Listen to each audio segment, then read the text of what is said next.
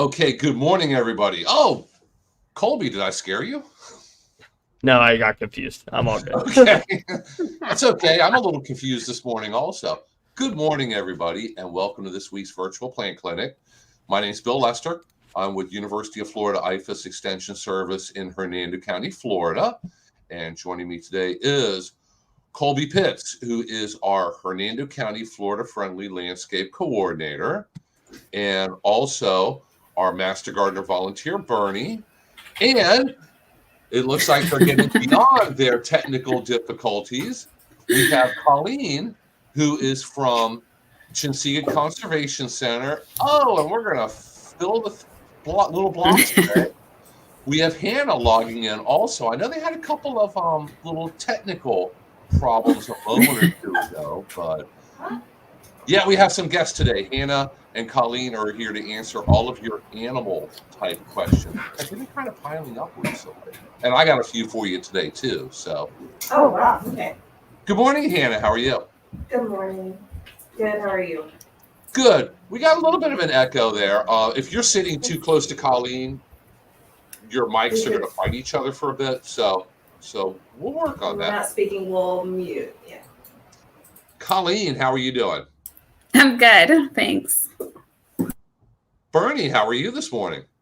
Well, I'm just fantastic. Good. Beat good. that. And Colby, checking in with you, to be fair. I don't know if I can top fantastic, but I'll try wonderful. I'm doing pretty good. Very good. Well, I'm here. So, and we have a few people watching us live. So, as always, if anybody has any kind of lawn and garden, or we've been getting a lot of lawn and palm tree questions for some reason recently, or especially wildlife or animal questions, because we have the experts here today. I'm not the expert when it comes to animals. You know, we're depending on Hannah and Colleen here to answer those.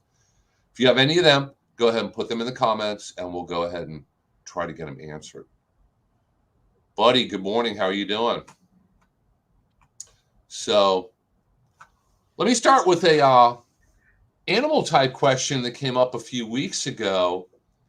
And sometimes we kind of wander off a little bit and get some unusual questions here. But somebody was asking about the legalities and restrictions on keeping something like a coyote as a pet. Not that I'm sure why anybody would want to, but if somebody did want to, what are the rules on keeping things like coyotes, big cats, bobcats, things like that as a pet? I remember somebody mentioned that when they were a child, one of the neighbors had several Florida panthers as a pet. This is probably years ago, so obviously the rules and laws were different back then. So Hannah, what kind of wild animals could you keep as a pet if you wanted to? So, to the best of my knowledge, only licensed wildlife rehabilitators are supposed to possess or house wildlife for any length of time. Private citizens are not, just normal folks like you and I are not supposed to have them and keep them at home. If there's a reason, if you see an injured or abandoned baby animal, the best course of action is to always take it to a licensed wildlife rehabilitator, because it is. I don't know that our law enforcement is actively seeking out folks to punish for trying to care for them themselves. But I do not believe it is legal to keep them and possess them. And really, it's not always best for the wildlife. If they can be rehabilitated, if they can be re-released back into the wild, that is really what's best for that animal and the ecosystem as a whole. Yeah, I wouldn't think it'd be a good idea to be keeping a coyote as a pet. No. Yeah. No, and a lot of larger animals like that. I mean, they're going to have their wild instincts, and so I mean, you could potentially have problems with that. You could potentially be injured. You may not be able to care for them as best as they can care for themselves, or if they were to join a pack and live off on their own. And so I think people feel sorry for animals, but they don't really see that it really is best for them most of the time to be back in the wild. we are preparing right now for our homeschool programs and our educational programs in the spring. We are going to be talking about squirrels, which everyone's got squirrels. We're going to be talking about panthers because there's Save the Panther Day in March, on Saturday, March 16th. We're going to have a program for panthers. And we're also going to be talking about black bears. And we do have black bears in the area. They're not as densely populated here as they are in the Ocala area and farther south, but we do have them come through at times. And then we're going to be talking about panthers. And a lot of folks, especially recently, I don't know what's been in the air recently, but we've had a lot of folks mention that they've seen panthers, or someone they know has seen panthers, and it's just when we get down to it, and I've been talking to the biologists who research them and work with them down in South Florida, we really found that it's highly unlikely that folks are seeing panthers. Their eyes are probably playing tricks on them. They're probably seeing house cats. They're probably seeing bobcats or something else. And one little tidbit I will share is that we've never have a documented incidence of a panther having black fur, and that's called melanism, when an animal who's supposed to be one color, all of a sudden its cells don't allow it to produce their normal color, and they all turn black. So albinism would be white, melanism would be black. We don't have any documented incidences of panthers being black. None. So if you see something black, it's not a panther. There are right. Oh my gosh, it's in all the movies, but it's not realistic. For large cats, it's leopards could be, and jaguars could be fully melanistic, but we don't have either of those here, so we're not going to see any large black cats. The kind of interesting thing is there have been a few incidences of bobcats being melanistic. I mean, we've maybe 10 verified instances of bobcats being fully melanistic. So that could be something interesting and possible to come across. But again, possible, but highly unlikely that folks are seeing panthers in our area because they're primarily south of the Chinsegut River.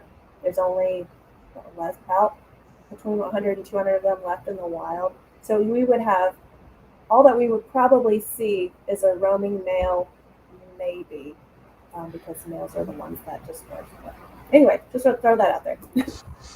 Okay. It's kind of funny. I actually knew that panthers could not be black, and you think about like the football team in Carolina, the Carolina Panthers. They have a biologically incorrect logo. Yeah.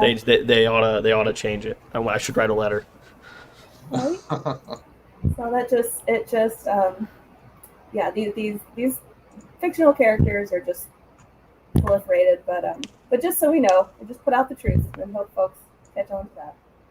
They get upset when you mention that because I've had 4 or 5 people that have seen black panthers, and when you say there aren't any, they get hysterical. It's the same way with the little spider that we don't have. Everybody thinks that I can't think of the name of the spider, but anyway, the recluse, the brown. Yeah, the recluse. Yeah, brown recluse.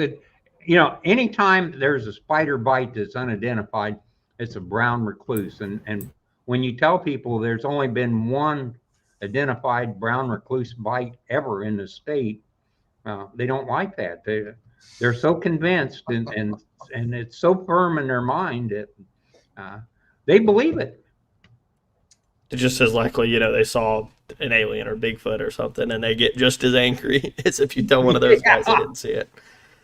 Yeah, we have people who go out and search for Bigfoot or all the other names that it goes by.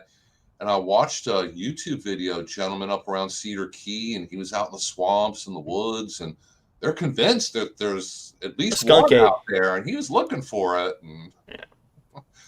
And then he heard noises out in the woods at night. And so we're not here to say that they definitely don't exist. It's just not that we know of, not that we can conclusively care. Not going to speculate on cryptozoology today. It's not the point. Right.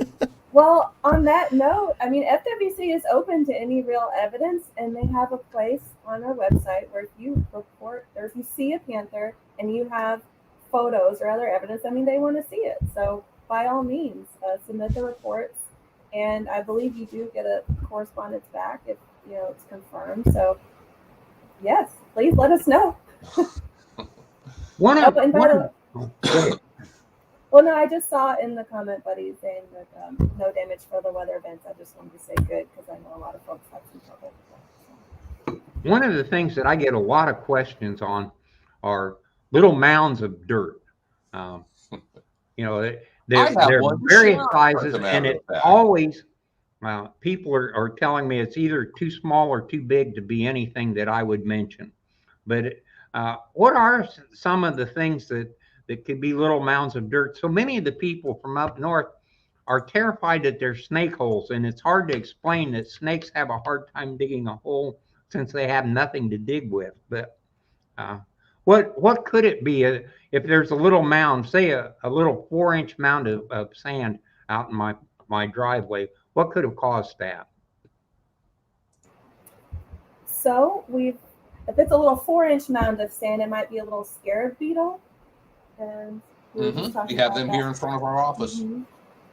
Little scarab beetle, and those, and you're the one who would know about this, Dr. Lester, but are they the one that make the little kind of tubes of sand all in a mound, or no? Yes, they do. They have, and it's the Florida deep digger beetle. So if you have white or yellow sand, they dig very deep holes. So if the mound of sand is bright white, like it's been brought up from fairly deep, and you see it in January or February, which is when they come out, that's probably what it is. If it's February, it's not bees because it's still too early for them. But there's a lot of different things it could be. On the screen here, I'm sharing a picture that we got just either today or yesterday. Somebody wondering what made this hole in my yard. Any guess? Any idea? Armadillo? Could be an armadillo. Doesn't look the right shape for a gopher tortoise. There's a lot of things that could dig a hole like this. I look at that and maybe I look at that. It starts digging a little bit. I look at that and think, yeah, it's just somebody's dog came in your yard and dug it up. Probably armadillo for most people, unless you live way out in the country and there's more possibilities of what it could be. But we get these questions in emails and pictures and phone calls all the time. What dug a hole in my yard? If it's just an occasional or one little hole, fill it back in and don't worry about it. If it's causing some kind of serious health or safety problem or an issue with your landscaping, we have moles. We have gophers. They do different damage. We have armadillos. We have squirrels. Squirrels will dig holes to bury an acorn or dig up an acorn.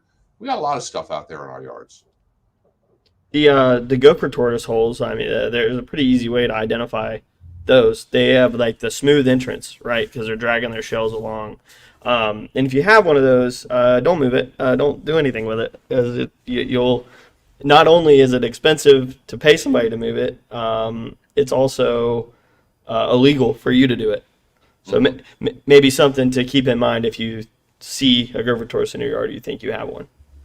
I have them in my neighborhood in Spring Hill, and those poor animals, there's a number of them, and I see them, active, and they love my yard. They cruise through my yard, and they eat weeds. I always seem to have something that they're interested in eating because I don't have a pristine, perfect lawn. I have a mixture of native plants, which they enjoy eating. One of them recently started digging a hole in my yard. I looked out there one day and I saw a hole, and I see sand flying out of it. He's in the process of digging it, stuck around for a day or so, and then left, disappeared. So I have the hole still, but no gopher tortoise living in it. If you have a big gopher tortoise and you really want to get rid of the hole, please be very careful. The sand, the apron is where they lay their eggs. And it's very possible that you tear up the eggs and destroy the next generation. They really don't hurt anything. They've been here longer than the people have, and I like the guys. So I happen to have 3 of them in my front yard right now. So 2 of them are fairly small, and I cringe what's going to happen if they stay there, because I'll have big mounds in the front yard, but I'll leave them alone. And one of them that has a big mound is underneath a palm tree and doesn't hurt a thing. So it's so neat to watch them kind of wander across the lawn, get something to eat, wander off. They'll go 300-400, maybe 1,000 feet, as much as 1,000 feet, and come back to the hole. I'm amazed that they have such great navigation capability. If you move one, they'll still come back to the same hole. So just remember, you pick one up, he's going to pee on you. So just leave them alone. Personal. They don't hurt a thing. They like prickly pear, but we move on. You could plant it if they. For our special guests, we got a question here from Vicky about, she has 6 deer in her yard. Should she be feeding them or just let nature take its course? 1 buck, 2 teenagers, and the rest are does, and she sees them almost daily. So what should people do about deer? So the best course of action when you have deer in the residential area is to just enjoy that they're there, but to refrain from feeding them. And what we know about feeding deer in a residential area is that it causes them to congregate more frequently in the same place than they normally would. And that can result in a buildup of droppings and can increase the likelihood that diseases will move through that deer population, if that makes sense. And we don't have chronic wasting disease down here in this part of Florida yet, but any kind of unnatural congregation of wildlife, but deer in particular, can cause bad things for that wildlife. And so you're not supposed to, but really it's just not good for them. Really, deer will eat a variety of different foods. So if you just have things in your yard that they're naturally attracted to, I would say if you don't have a problem with that, then just enjoy that they're there and allow them to move through and enjoy their presence. But I wouldn't provide additional food. They naturally forage over a large area. So it's very natural if you only see them for a short amount of time and you're just one stop over on their foraging route for the day. If you were to feed them, and it depends on what kind of road you were on, but you also don't want to potentially cause problems where you're attracting more to your street, and maybe that could cause a collision, increase the likelihood of a collision with a deer vehicle, that type of thing. So that's my best advice on. We get questions about what kind of plants can people put in their landscape that deer are not going to eat, and deer eat a lot of different plants. They love hibiscus, and they generally don't like azalea.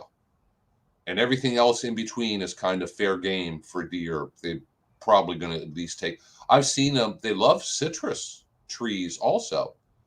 And they'll defoliate a citrus tree up to a certain point because they can only stand and feed just so high.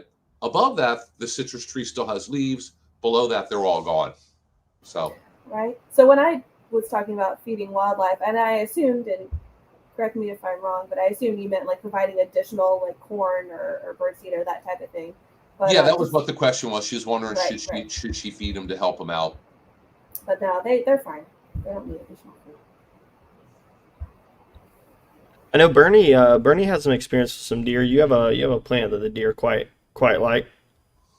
They come in and eat my guavas. I never see a deer unless the guavas are ripe, and it's amazing. Those little guys show up. I've got kind of a little grove of guavas. They all ripen about the same time. The deer will show up one morning, and they'll be gone in an hour, and so will every one of the guavas. So it becomes a thing of, if I catch them quick enough, I can go out and get a crop. Otherwise, the deer are enjoying them. I'm glad somebody does. I don't mind the deer. We get a lot of turkeys. There are wild turkeys here edible? Would they make a good Thanksgiving turkey? Yes. So, um, it's really wild turkeys, as best as I've told from being chats with hunters, is that they really primarily just eat the breasts. And so there's the other meat, especially depending on how it's harvested, you might have damage done to other parts of the meat. So it's usually just the breasts that are salvageable and tasty.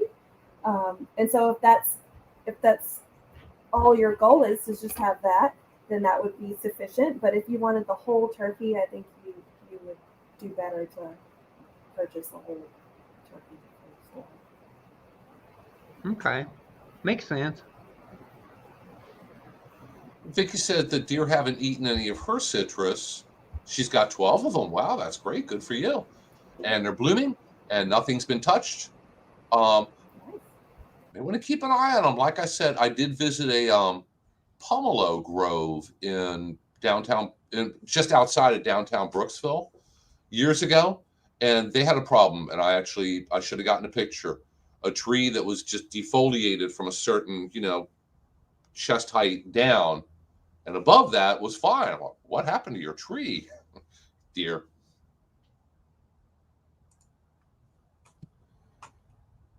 So, hey guys, if anybody has any lawn and garden questions, anything else you'd like us to try to answer or address, please feel free to put them in the comments. If you are watching the recording of this presentation, there is my email address. You can always send, if you have a lawn and garden question, send an email with a good description of your problem and what's going on and what the plant is, and pictures. Lots and lots of good pictures. You can't send too many pictures. Pictures really help us figure out what the problem is. And a lot of times, a lot of problems can be solved from clear description and picture and us getting back with you. And if you have any animal questions, there's Hannah's email. So you can, if you have questions about birds, snakes, animals, and lizards, send them to Hannah. Don't send them to me, because I'm just going to send them to her, because I am not very good at identifying any of those. Let's see. I know cardinals and I know blue jays. That's about it for birds. I kind of know what a tegu lizard looks like. I'm still waiting to see one outside in real life. Fortunately, I haven't yet. Hannah, have you seen any tegus in Hernando County? I know they're here. They've been officially found. Right. I have not. I have not personally, but you're right. I do know the confirmed observations. But I know they like to burrow in banks. They like to burrow on the side of an incline, and they like to eat eggs. They're small animals, so I have a feeling folks will start. Well, we can go on a tegu expedition and hunt for them sometime if you want. Well, we do have an invasive species biologist who do that for us, but we do have, and I unfortunately can't participate in the chat, I guess, because I don't have a YouTube account. But I will drop you a link, Dr. Lester, and hopefully you can share it with everyone, because FWC has a program called I've Got One. And that is where anyone can report non-native species like tegus, like pythons, like whatever, cane toads. So it's not just animals, it's also plants, and you can report those things. And the various groups. Teresa is on here today, and she's probably looking up. She's the one who does the really good job finding the links and posting them instantly, kind of in the background.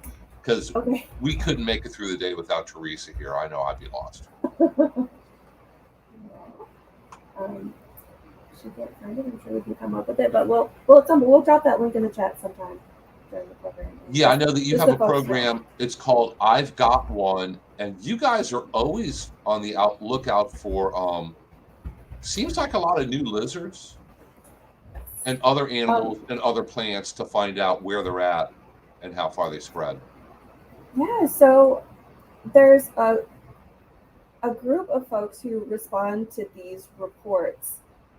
If we have some good evidence, if we have photos or what have you, even if we don't, we follow up on those to confirm their validity. And then if it's a new species that we don't have or confirmed in our area or our region yet, we can rapidly respond to that and hopefully remove that animal or that plant or whatever it is.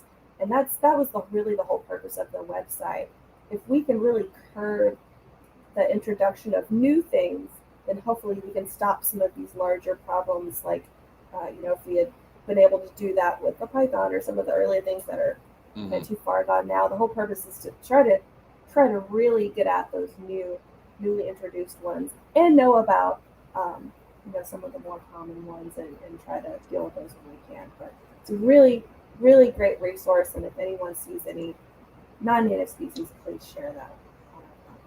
Yeah, because controlling invasives is really a team effort. So, we really need the public's help with reporting these things. When you see a 4-foot-long lizard on the picnic table in your backyard and you're thinking like, I wonder what that is, take pictures and send them to somebody and they'll look into it. So I think Teresa wants to know, when's your next bat workshop and bat house building? She said your last program was amazing. So we'll do it at least annually, but we do invite Sherry Clark from the Florida Bat Conservancy to host those for us, and I don't like to monopolize her time. So we'll do at least another one in the fall sometime.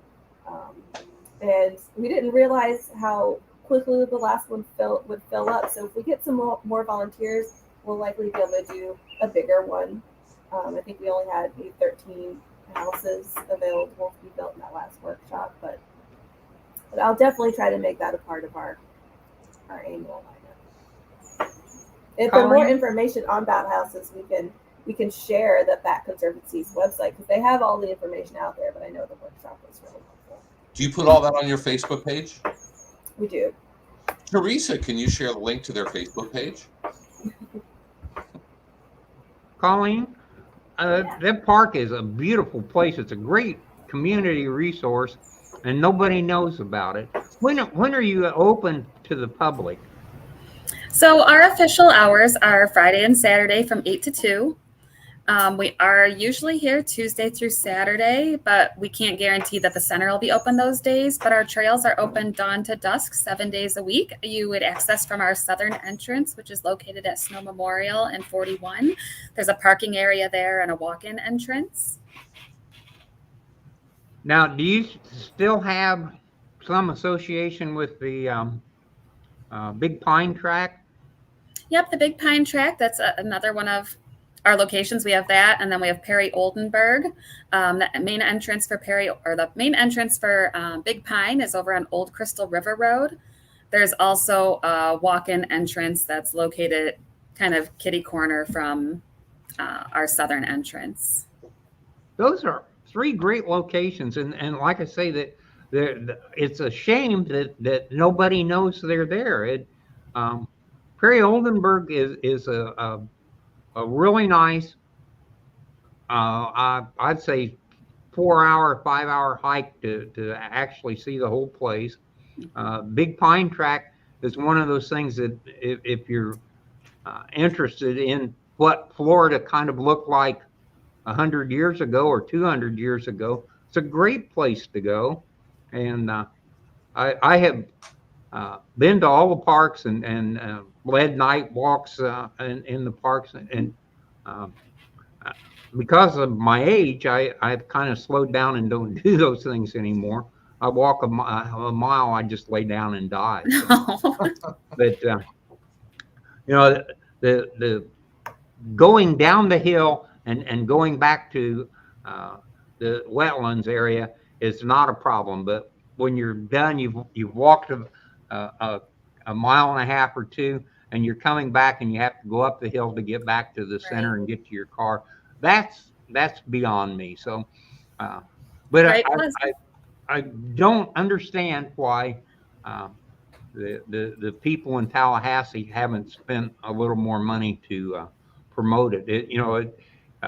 It's probably the greatest nature area we have in Hernando County, and probably the best kept secret.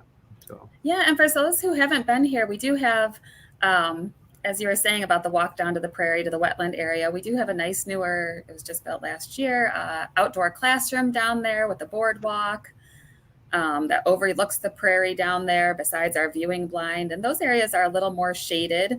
So that's a nicer, shorter hike for those who don't want to be out in the hot sun. It's just walking down there and back. It's like a 1.2 mile loop, so not too bad. Do you still have some place where you can hide from the birds and watch them? Yep, that's our viewing blind. That's down there, down past the prairie. And our parks, we have Chinsegut Conservation Center, the Chinsegut main tract, and then we have Big Pine and Perry Oldenburg. Very good. Yeah, I've never hiked Perry Oldenburg. I need to do that sometime. I'm not even positive exactly where it is. I know it's in the same neighborhood. If you're coming north on 41, it would be on the east side of the road off Deer Run Road. And so it's just a little like dead road that kind of leads off to the east. It's just a little side road. And then it kind of, if you go straight at the end, it takes you over to Perry Oldenburg. Okay. We used to go out there at night and with a telescope. It's a nice dark place at night. It's a good spot. If you need some place that doesn't have a lot of light and you want to do some astronomy, it's great for that. There's nothing there anywhere. Couple of coyotes. Do you guys still have coyotes in the neighborhood? I'm sure you do. We certainly do, and I was just going to throw it out there that our trails and areas are really only open from half an hour before sunrise, half an hour after sunset. So unless you're coming out for a program, please don't be out here at nighttime. But you can always, use some of the parking area. Yeah, follow them on Facebook. Check out their website. It's part of the FWC website, and find out what kind of activities they have coming up and sign up. And we do offer night hikes a couple times a year. So if you are interested in coming out at night, again, watch our Facebook page, watch our event page, and we'll always post if we have that event coming up. And that would be a chance to see the bats come out of their houses. And we'll walk down to the prairie. We'll listen for frogs, owls, whatever, that kind of thing. So you can always watch for that on our calendar. The question on the gophers and the tree roots. Yeah. Gophers tend to go down under the roots. So they don't eat the roots. They don't really do much damage at all to the roots. So that's not really a concern. Yeah, and I haven't gotten any emails or phone calls about gophers or moles recently. I think it's a little bit early for them. They would usually come out. We get the most calls here in the spring into early summer. And the calls should be coming in pretty soon. Hannah, let me ask you, with gophers, are gophers protected at all? So if somebody has a gopher in their yard, and I know that there are services or people that you can hire to eliminate the gophers and moles in your yard. Are there any restrictions on that? Is that okay? Okay, so I don't want to speak out of turn. I don't feel like there is, but I'm not 100% certain. Maybe. Yeah. I looked that up once before, and the information I found, and I think this is a couple years ago, was that one had to have, if you're doing it professionally, you had to have a permit. But if you're doing it to your own front yard, you do not. I think they're still threatened in Florida, even though they're not federally listed. I think is the current the current rule. Are we talking pocket gophers, or are we talking gopher tortoise? Pocket gophers, the little furry things that make tunnels or holes. Oof, my bad. I'm talking about gopher tortoise. Yeah. Oh, Pocket gophers are very difficult to get rid of. It's I had a lady who lives about a mile from me that went online. There's some pretty good information on how to get rid of them. The university publication, and she did. She took the probe, found the tunnel, dug down, put the trap in the tunnel, covered it, did the whole thing, and caught 2 of them. The only person that I talked to in 20 years that actually did it and caught them.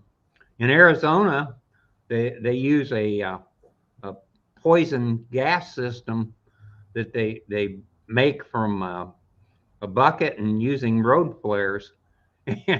And yes, we do not recommend any of those things, any kind of homemade or kitchen made pesticides, insecticides, anything.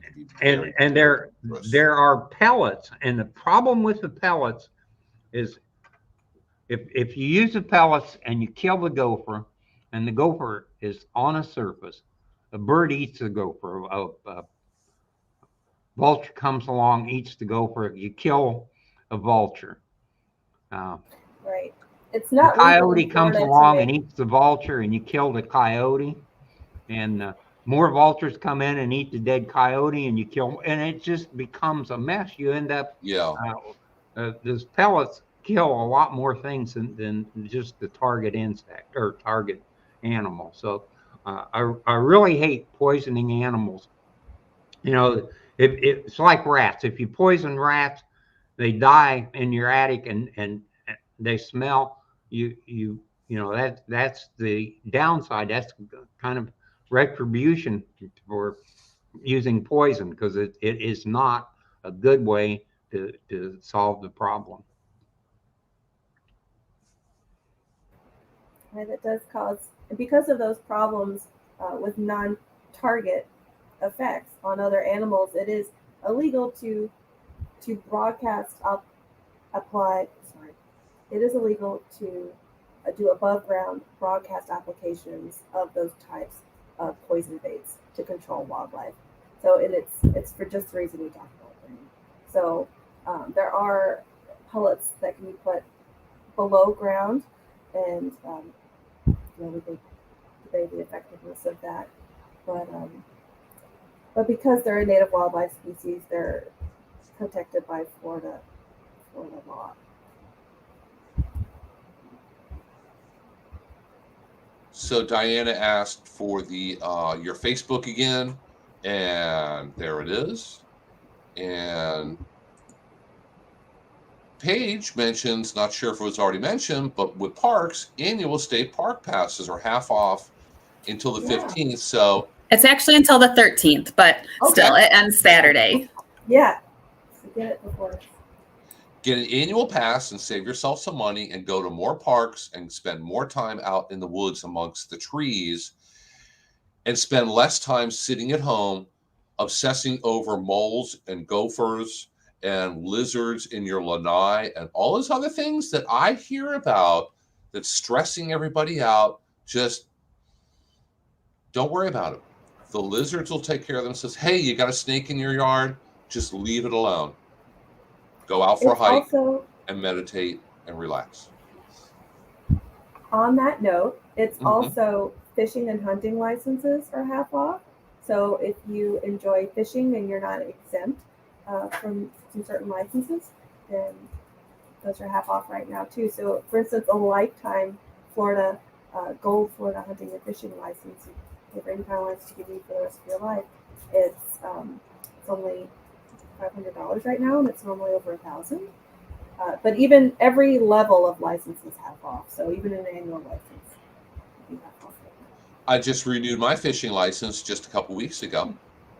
There you go. You just reminded me to renew my hunting and fishing license. Yes. Before, before. See, and if you go fishing, you're not sitting at home obsessing over those moles and gophers and lizards by your lanai. So you learned something today. Diana probably lives, my guess is she lives in Spring Hill. And she said we get frequent coyote sightings through the Nextdoor and Neighbors app in our area. I see it all the time on Facebook. The funny thing is, at our house, I've only seen coyotes once, but it was two big ones, and they were galloping down the middle of the street one night. But where we used to live, which was only maybe a mile away, it was in a subdivision, an HOA type subdivision, and there were a lot of them there. And you see them like before it got dark, when it was just starting to get dark. They'd walk down the street, they'd cruise through people's backyards. They were all over the place there. So we have coyotes here. I saw someone post on our Ring, or on our like the Ring neighborhood app, that they saw a coyote and attached a picture, and I'm like 95% sure it was a border collie. But they seemed very convinced that it was a coyote. It would not be told different. Yes, for coyotes, they look pretty distinctive. The first time I ever saw one was kind of at a distance. I'm thinking like, oh, there's a big, somebody's dog is loose, because it was in the subdivision that we lived in before we moved into our current house. So I thought, oh, somebody's dog got loose. I'm looking at it. I'm thinking, what the heck kind of dog is that? That's a funny looking, gangly dog. So Hannah and Colleen, correct me if I'm not quite right. Do coyotes just have like unusually long legs? Their legs are longer than your average dog? Yeah, so overall,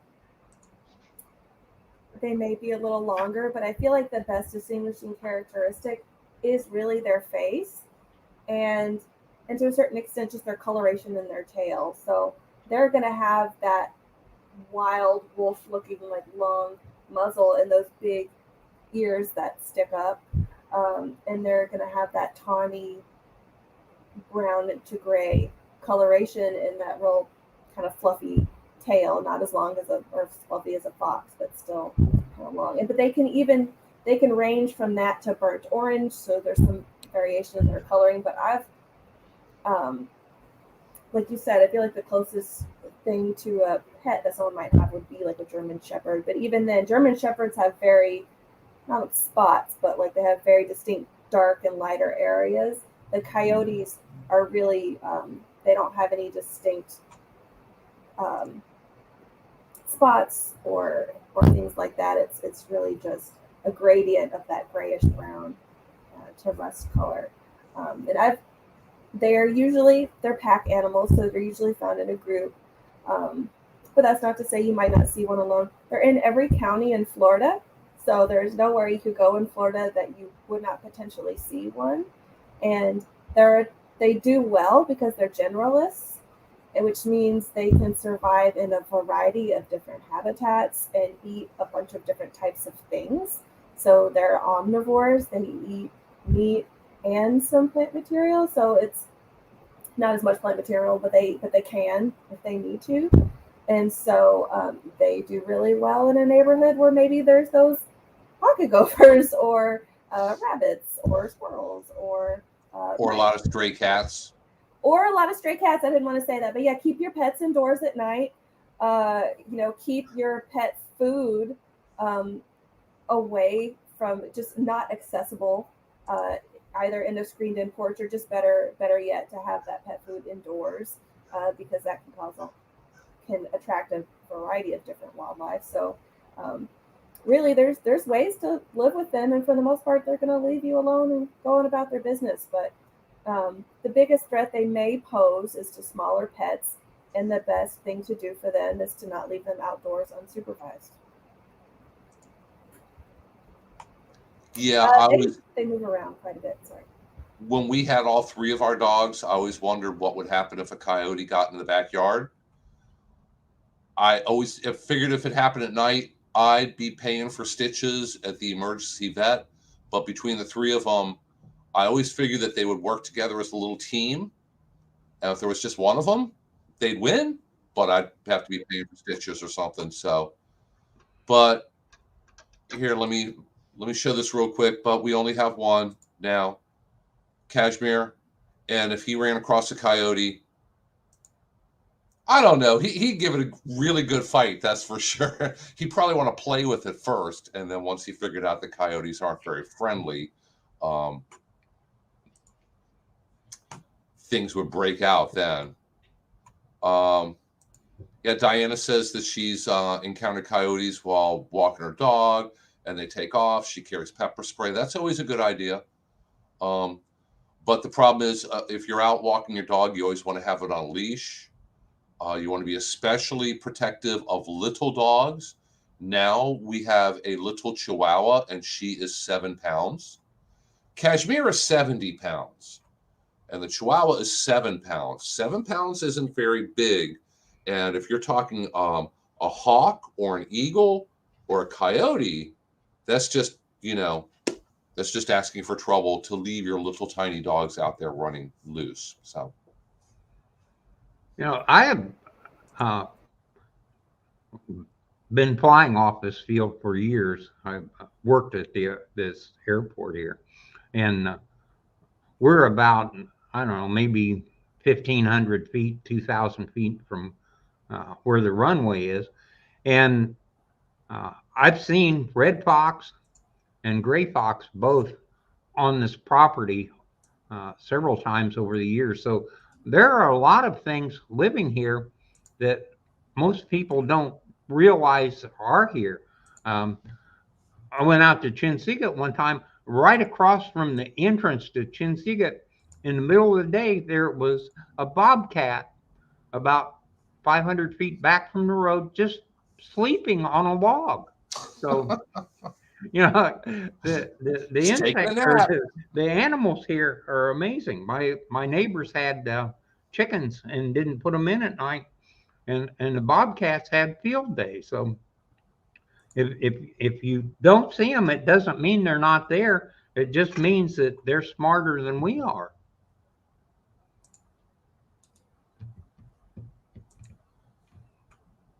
And I just posted a link to Chinsegut Conservation Center's website.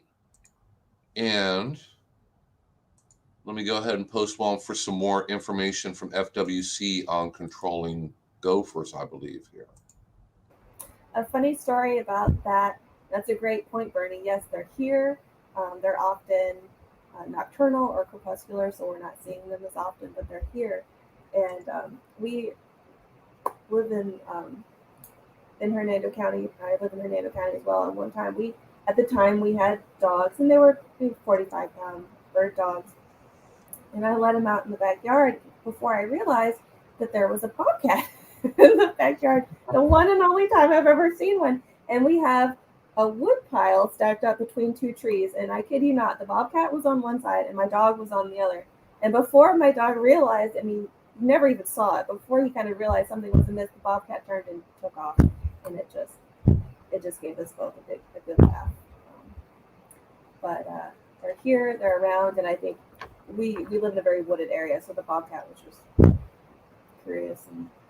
Yeah, you want to be careful. I know, and I've seen pictures of, even if you have like a 6-foot privacy fence, coyotes can clear it, and Sure. Deer can jump amazingly high. I know a small farm in the area that they have fence. They said the deer just go right over the fence. Yeah. You would have to have, for deer, you would have to have those high fences to keep them from getting out. And lots of wildlife can either go over or under, can burrow, like if they really wanted to. So having a fence doesn't mean that you're not going to encounter wildlife. Yeah, I was going home one night, and it was very foggy. I was driving very slow, and bobcat and 3 kittens ran across in front of the car. And so that was the first time I realized there's bobcats in my neighborhood. I'm a mile from the house, and since then I haven't seen the cats so much as I've seen evidence of them. And they're even in the heart of the Spring Hill area. One of the people I know that sends pictures on the ham radio thing back and forth has shown pictures of the things in his backyard. and there's deer, which is no big deal, raccoons, possum, and the number of things that are running around in what are basically built up areas is tremendous, and yet nobody knows they're there. So I think it's nice that we can still have some nature. I really hate it when the people show up and all they want to do is get rid of everything that moves.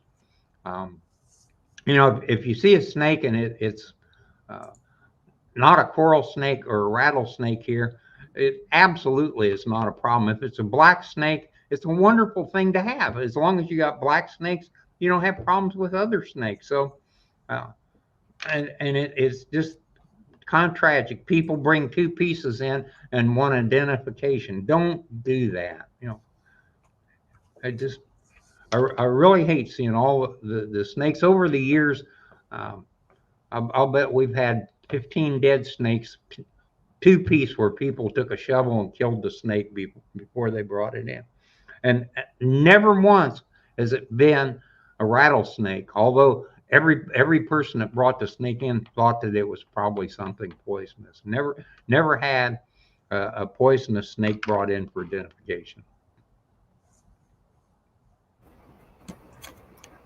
That's a good point, folks. Be nice to your snakes because they do us a good service. Someone asked in the chat, are bobcats ever a danger to people? And I would say, by and large, no. They're so small. And most of the time, people don't see them because if they see or hear you, they're hightailing it the other direction, most likely. Where people will encounter them sometimes is when they're attracted to their chickens, their whatever pets or anything in their yard. And so occasionally they will come at night and be interested in what's food in your area, but they are not hunting or looking to start a fight with a person at all. For a normal homeowner in a suburban environment, bobcats aren't an issue. I know people that live kind of further out in the country who have chickens. Takes a lot of work. You need to manage them because if you just let them just kind of run around, there's all kinds of different hawks and eagles and raccoons and bobcats and coyotes, and we can go on with everything that likes to eat chickens. So if you have to protect them and manage them, and I know that people have a lot of problems with that. It's kind of similar with the I like to ask Bernie is where do people get bit by snakes most often? Oh, they always get bit in the web of their hand. Mm-hmm. So it's like most animals, they're not going to bite you unless you get it, in a corner and try to grab it or try to pet it or something. Just leave them alone and you'll be all right. That's almost everything. Right. So I'd like to point out there are 44 species of snakes in Florida, and only 6 of those are venomous, and only 4 of the venomous ones are even in our area. So most of the snakes you see they all are good because they all have their purpose, but most of them are not going to cause you any problems, especially if you leave them alone. If you live way out in the country, you might see rattlesnake, and coral snakes are more common way out in the country. But most of us aren't going to run across them. Take a picture. If you see a snake in your yard and you want to take a picture and send it to Hannah, I'll show her email address once again. We'll figure out what it is. But don't feel that you must kill it and bring it to our office, because I don't even waste my time trying to ID it. People will walk in, honestly, they walk in, they say, what kind of snake is this? And I'll say, does it really matter? It's dead. And I'm not going to, Right. And if it's close to your house and you don't want it there, you can always spray it with the hose, shoo it with a broom, if it is really in your way and you can't deal with it being where it is. And black snakes are as afraid of you as you are of them. And for some reason, snakes always surprise you. You never see them 10 feet away. You just look down and there's a snake. And then I always jump and scream, and the snake always goes the other direction. So we go different directions. Yeah. Read somewhere that's it's like a evolutionary response in humans, that even if you're not someone who deals with snakes all the time, or you've never been scared of snakes, whatever, but you'll see it and everyone gets a little like you tighten up a little bit, and it's one of those the snake leftovers from way back in the day. So, hey guys, I've been showing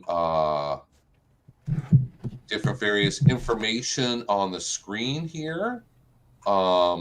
Like to remind everybody to be sure to visit our Master Gardener Nursery.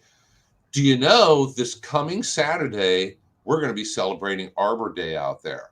So the nursery is going to be open this coming Saturday, 8:30 in the morning till noon. Come on out. We're going to have a couple of tables. You can, if you have any lawn and garden questions, the nursery is run by master gardeners who can all help answer your questions.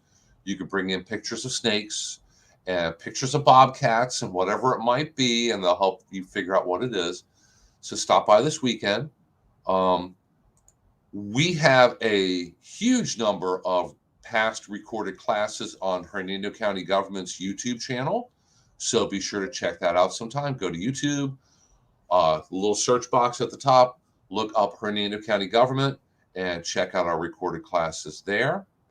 And here is all of Colby's information.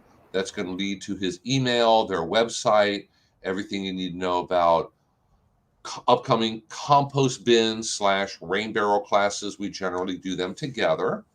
When they are, how to register, how to sign up, what kind of cost is involved. And always remember, if you have really, really difficult questions, send them here. Send them to Hannah. She's a smart one. She'll help you figure it out. Well, and I wanted to share one additional opportunity in reference to Arbor Day. So we are doing a tree walk with arborist Ken Morgan on not this coming Saturday, so it's not competing with. Oh, tell Ken I said hi. Ken's a great guy. Yes, will do. So Arbor Day in Florida Arbor Day is officially not tomorrow, but next Friday, the 19th. And so we're having a walk here at Chinsegut on the 20th on Saturday from 10 to noon with arborist Ken Morgan. And so we're going to take a short walk, and we're going to focus on the native trees that we have here and in reference, some of the issues they may be having and how to care for a native type of tree. But you bring any of your tree questions, and it'll just be a fun talk and walk, and just a good opportunity to ask your tree questions if you don't have anyone else to ask. But that event is on our Facebook and on our website. And the funny thing is, if you want to learn about Florida trees and the variety of Florida trees, the ones that naturally grow here native, you really have to go for a guided walk out in the woods.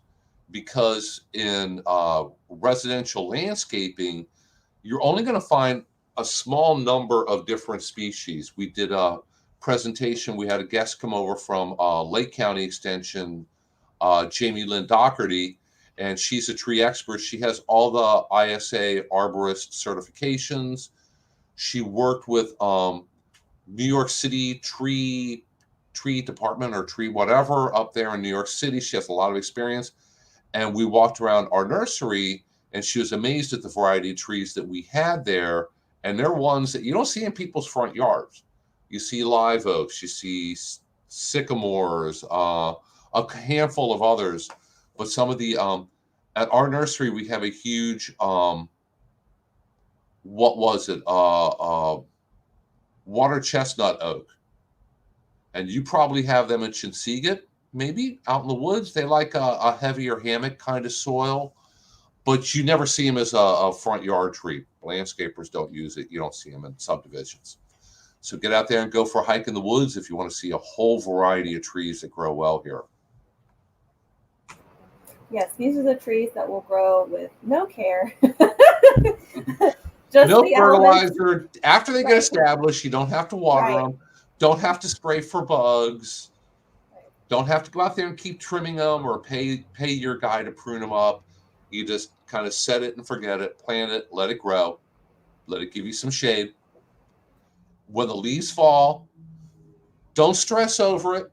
A couple leaves in your yard or on your lawn isn't the end of the world, guys. I speak with so many different people that get so stressed and uptight about everything happening outside. Just take a deep breath. The leaves will be okay. Your black snake in the bushes is not going to try to get in your house and kill you in the middle of the night. He just wants to live out there and eat lizards and mice and this and that. So buddy, thank you so much for tuning in today. If anybody has any last minute questions, get them in quick, because it's, oh, look at that. It's exactly 11 o'clock. We're doing good with time management. We'll go ahead and wrap this up in just a minute here. Hey, Hannah, Colleen, thank you so much for joining us. We're going to have you guys back on here a little bit more often, because like I said, when it comes to the animals and the birds and the snakes, I don't know anything about them. I depend on you guys. Well, thank you for having us. It was fun. And of course, we don't know everything, but we'll do our best. Bernie, Colby, thank you so much for being on here today. Of course. Pleasure. And I don't see any other questions. So if anybody is watching this as a recording, please feel free to leave comments, follow our Facebook page, like this post, like the live recording. And if you have any questions, just reach out. Email is by far the best way to get in touch with me. Email and lots of good pictures is always the best way and quickest way to get your question answered. So with that, we will be back here again next week. I'm not positive if I'm going to be here or not. So if everybody wants to stay on for just a moment after we go ahead and log off here, until next week, everybody take care, and we'll see you then. Thanks so much. Bye. Bye.